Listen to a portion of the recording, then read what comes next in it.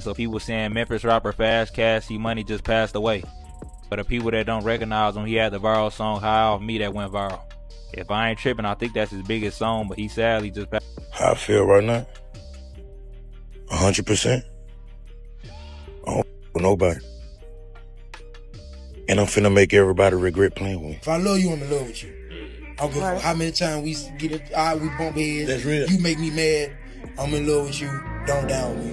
Welcome back to your daily dose of scandal and glamour. So Big Boogie just let something slip that sent shockwaves through Memphis. He hinted that C Money might have been sacrificed, and the name he dropped as the one who benefited, his own label boss, Yo Gotti. That's right, Boogie isn't protecting CMG anymore, and he's not holding back on Yo Gotti either. He straight up exposed the reason why C Money wasn't shown love, and even hinted at who stood to gain the most from his tragic death. Boogie didn't just open up about CMG's dark inner dealings, he lit a match that could burn the entire label down. The warning is loud and clear. CMG's empire is shaking, and Boogie wants no part of it when it all collapses. What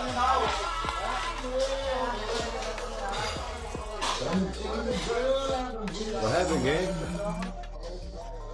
They just said my got killed.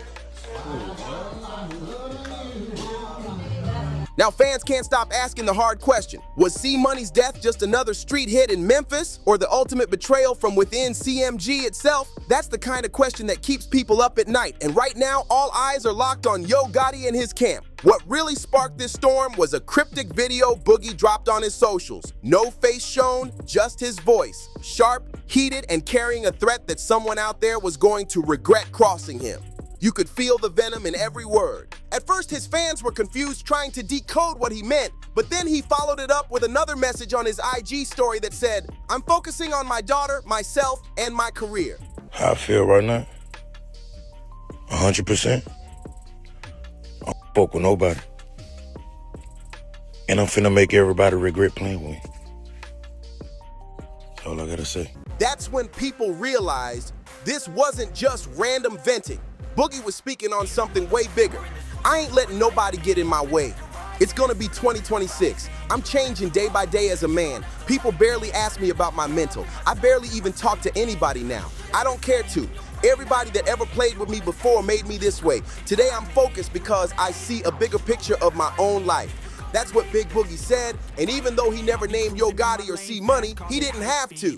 The shade was obvious. Boogie was sending shots without dropping names, and fans instantly caught it. His words hit different, almost like a man fed up with holding secrets and ready to walk away from everything tied to CMG. And before this post, whispers about C Money's death were already circling. Them Texas boys, them folk got hit up. Them folk got hit up everywhere you go to, like the field watching. You know what I'm talking about? He signed that boy right here. That boy ended up going to jail. So they watching their boy so close right now because they you know what I'm talking about? The case is in August. You know what I'm talking about? I talked to Govan. I did an interview with Hernandez Govan, the dude who set the whole supposedly, you know what I'm saying, dog murder up. People thought it looked too clean, too precise, like it wasn't just random street violence, but when Boogie basically admitted he felt numb and didn't care anymore, it made the whole situation explode. Fans took it as the confirmation they were waiting for. Something deeper was going on, and C Money wasn't just another casualty in Memphis. Remember, Fast Cash C Money lost his life during a shootout in the Fraser neighborhood of Memphis. At first, people brushed it off as another tragic case of senseless gunfire. But everything changed once the raw, unedited footage started spreading online. The way it went down didn't look random at all. It looked like someone planned it, like a hit meant to send a message.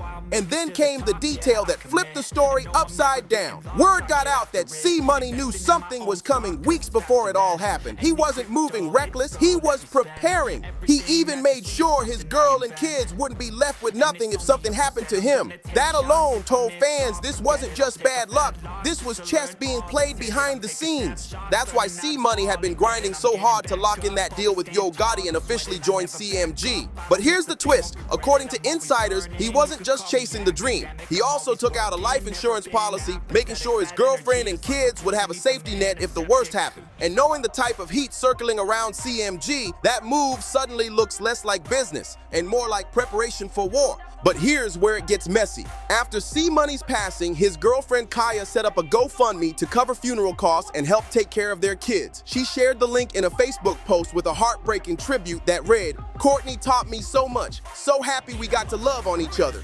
You took my heart with you for real. All I can do is play your music to hear your voice." Fans were stunned. If C-Money had a policy in place, why would his family be forced to crowdfund his funeral? Something wasn't adding up.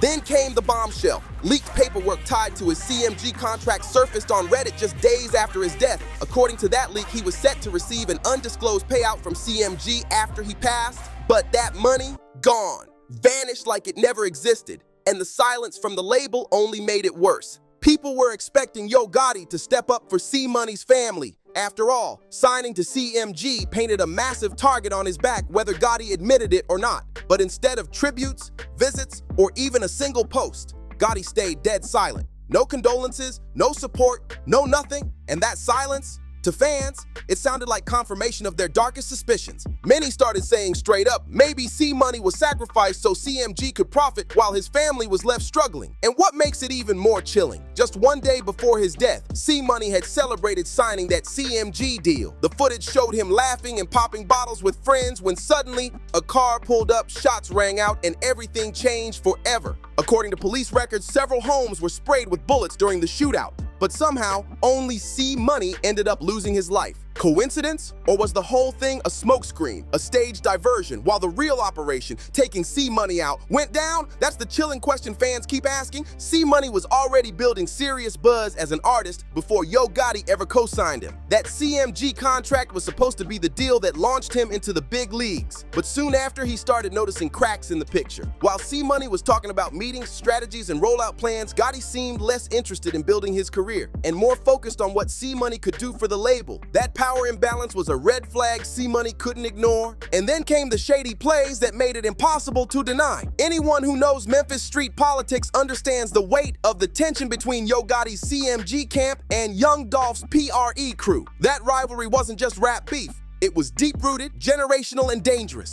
When Young Dolph was murdered, whispers immediately pointed at Gotti and his brother Big Jook. Some even claimed Big Jook might have given the order. Suddenly, every single move CMG made was under a microscope. The pressure only grew when Hernandez Govan, a close associate of Big Jook, got arrested in connection to Dolph's death. The dots practically connected themselves in people's eyes. And then the tables turned. Big Jook himself lost his life in a strikingly similar ambush. To some, it looked like karma catching up.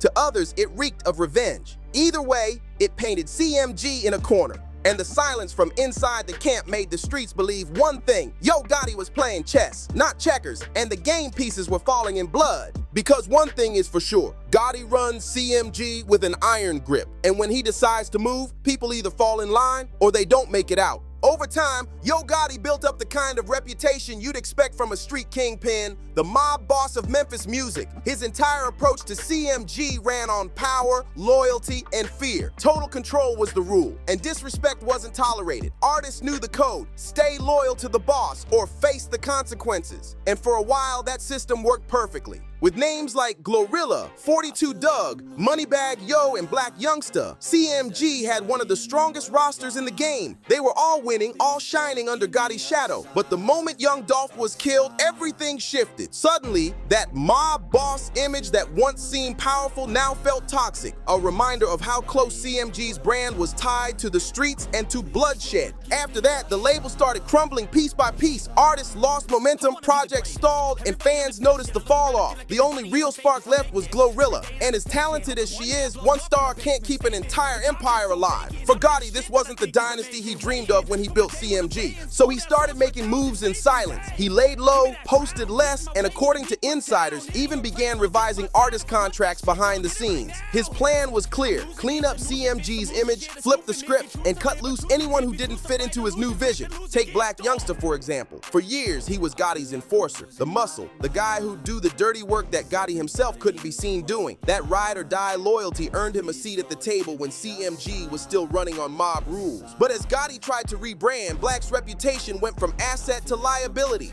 That's when Gotti started eyeing new blood. He needed fresh energy, someone who could represent the future of CMG without carrying all the old baggage. And that's exactly where C-Money entered the picture. The promising artist meant to breathe life into a label running on fumes. But here's the catch. Yo Gotti never really saw C-Money as just another artist. At first, C-Money ignored the warning signs, brushing off the red flags because he believed signing to CMG was his big break. But once Gotti's shady moves started stacking up, he realized he had walked straight into a trap. Linking with CMG didn't just give him exposure. It put a target on his back, both from Gotti's enemies in the streets and from the snakes inside the label itself. Because the truth was brutal. Gotti wasn't searching for the next rap star. He was searching for an escape route. And in Gotti's eyes, C-Money was the perfect cover. So when news broke that Fast Cash C-Money had been killed, CMG acted devastated. But Big Boogie was the one who truly showed the pain. His first post about C-Money said it all. C-Money Smith, Jesus brother, I'm hurt to my heart, my favorite rapper from day one. I'm hurt about you, boy. Those weren't just condolences. That was a man breaking down in real time. The grief hit him so hard, he canceled his own birthday bash that was supposed to go down in Memphis. In a Facebook post, he announced, I'm straight on Memphis. Birthday bash canceled. You guys lame forever. Before tagging C-Money and adding crying emojis. Short, raw, and straight from the soul. To outsiders, it might have looked like just another rapper mourning a friend. But to those who understand how heated the Memphis rap scene really is, it spoke volumes. Boogie wasn't just grieving, he was making a calculated decision to lay low, distance himself from the chaos, and avoid becoming the next name in a headline. Most fans agreed Boogie made the right call by canceling his Memphis birthday bash. Facebook comments poured in with people writing things like, that was a good idea, bro. You just saved people's lives. And he threw a pool party in my city, Atlanta, cause he knew if he would have did it in Memphis, it would have went sour. Do your birthday bash in Atlanta, gang. People knew the streets were way too hot for him to risk celebrating back home. But then something even more unsettling started happening. Fans began noticing a trail of cryptic posts Boogie had been dropping ever since C-Money's death. In one, he wrote, everybody finna regret what they did, and said, watch this. In another, he warned, going silent is my final warning.